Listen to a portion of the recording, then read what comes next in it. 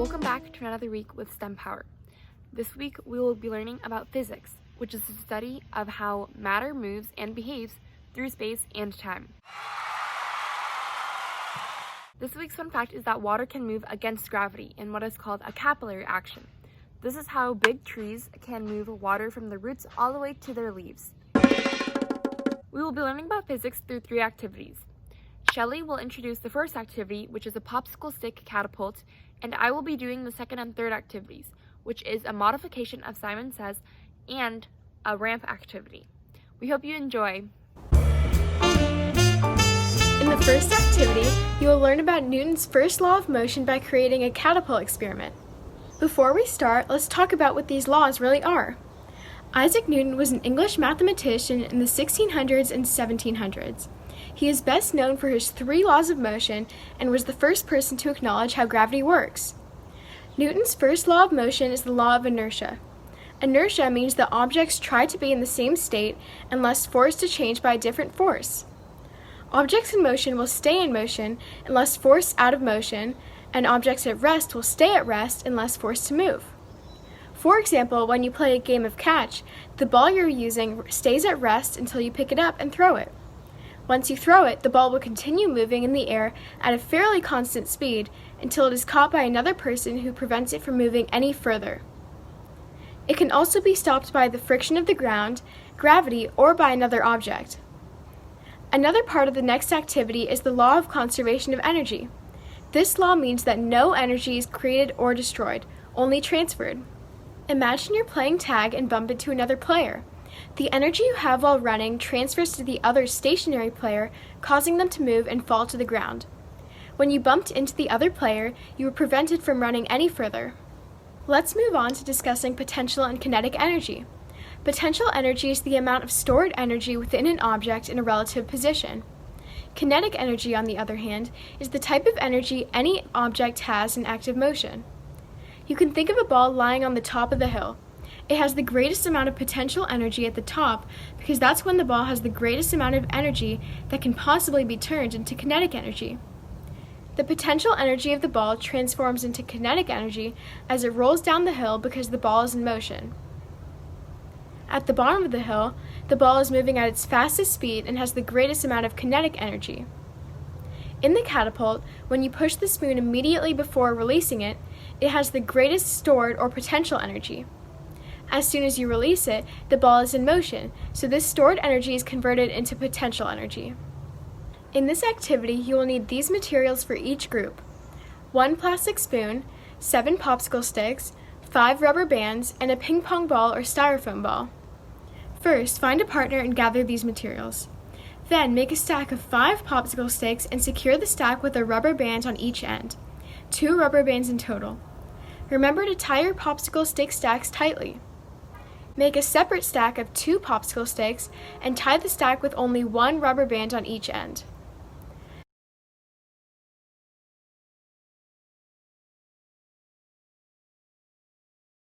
Then, pull the stack of 2 apart and wedge the 5 popsicle sticks in between towards the middle.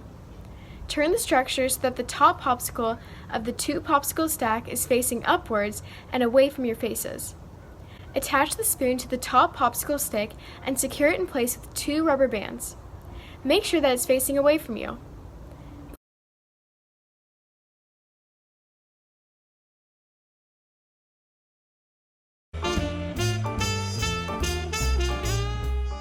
For the second activity, let's first learn about Newton's third law of motion. Newton's third law states that for every action, there is an equal and opposite reaction. What does this mean? So if I have object A and object B, if object A pushes against object B will push back with the same amount of force. An example of this is bouncing a basketball. Let's use this basketball as an example. When I bounce it, it will accelerate towards the ground or speed up towards the ground, and as soon as it touches the ground, it will push against the ground. The ground will exert the same amount of force back towards the ball, which is why the ball can bounce back up towards me. Let's take a look. If Newton's third law of motion did not work, then the ball would go right through the ground, and I wouldn't be able to play basketball. We can also see Newton's third law of motion in action when we jump. When you jump, you push against the ground and the ground pushes back against you.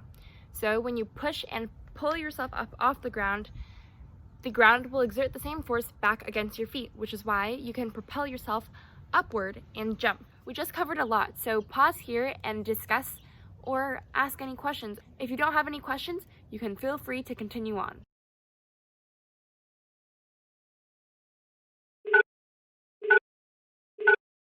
We will be playing a revamped version of Simon Says, adapted for Newton's third law of motion. Keep in mind that Newton's third law of motion states that for every action, there is an equal and opposite reaction. The general rules of Simon Says will still apply. When we say jump, without having said Simon Says before that, you will not do anything. However, if I say, Simon says raise your left hand, you should do the opposite of that, so you would raise your right hand. Similarly, if I said, Simon says to open your eyes, the opposite of that would be to close your eyes, so you should close your eyes.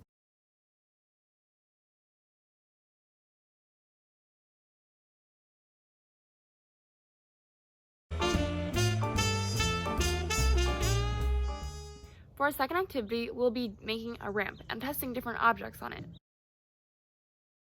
Before we start, it's important for us to learn about Newton's second law of motion. Newton's second law states that if an object has a greater mass or a greater amount of substance, then it will require more force for it to accelerate or speed up. An example that we can think of is pushing our family on a skateboard. So if I have a little brother and I try pushing him on a skateboard, I won't need a lot of force because he's relatively small and pretty light. If I put my dad on the skateboard and try to push him, he's bigger and therefore is heavier, and he has more mass than my little brother. So I will need to push with more force to get him to move at the same speed that I could move my little brother at. This is a demonstration of Newton's second law of motion, and we can apply this to other situations in our everyday life as well. We've mentioned acceleration, but let's dive into it a little bit deeper. A way we can look at acceleration is by comparing a car and a runner. Acceleration is how fast something can speed up to a certain speed. For example, if we want a car to get to 10 miles per hour, it can accelerate to this speed or speed up to 10 miles per hour relatively quickly in a matter of seconds. However, if we look at a runner and ask the runner to accelerate to 10 miles per hour as fast as they can, it's not going to be as easy. The runner will probably need to accelerate over tens of seconds or over minutes. So a runner has a lower acceleration than a car because it takes a runner longer to get to 10 miles per hour, and it takes a car just a few seconds to get to this speed. We just covered a lot, so pause here and discuss or ask any questions about what we just learned about Newton's second law and acceleration. If you don't have any questions, you can feel free to continue on.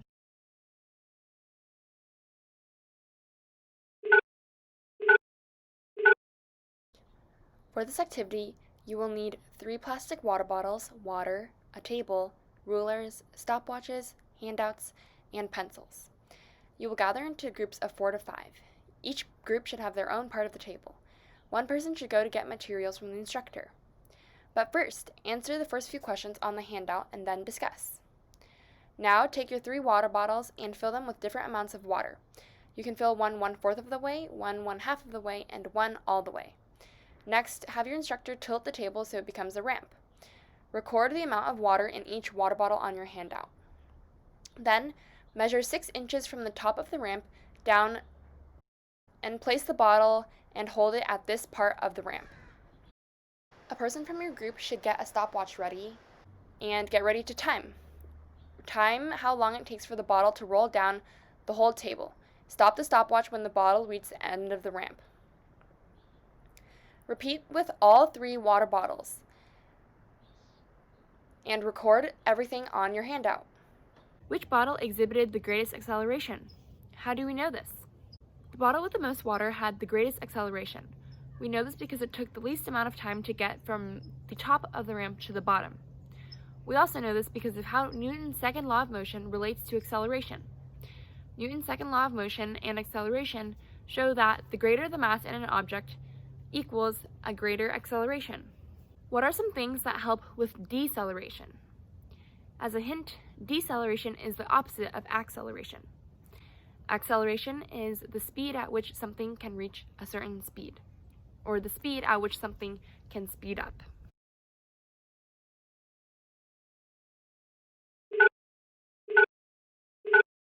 The brakes on a car or bike contribute to deceleration in real life. When you apply either brake, it applies an interrupting force on the speed of the wheel that's spinning, which will lead to it slowly decreasing in speed until it reaches a stop. Another example of deceleration in the real world is a parachute. When somebody jumps with a parachute, the parachute shows resistance and it slows down the speed at which you are falling. That's all for today. Discuss. What did you learn today? What do you still have questions about? Today we learned about physics, more specifically Newton's third law of motion, Newton's second law of motion, and Newton's first law of motion. I hope you had fun today. I'll see you next week for STEMpower. Bye!